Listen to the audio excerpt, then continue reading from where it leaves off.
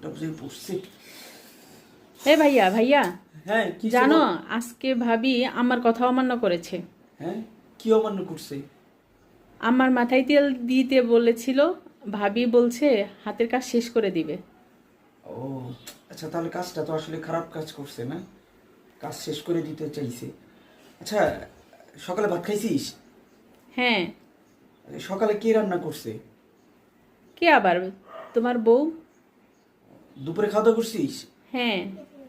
দুপুরে কে রান্না করছে? কে আবার? তোমার বউ। ও, সব কাজ তো তাহলে তোর ভাবিই করছে। তোর ভাবি কাজ শেষ করে মাথায় তেল দিতে চাইছিল, তুই কি করতেছিলি? তুই তো পারতি মাথায় তেল দিয়ে দিতে।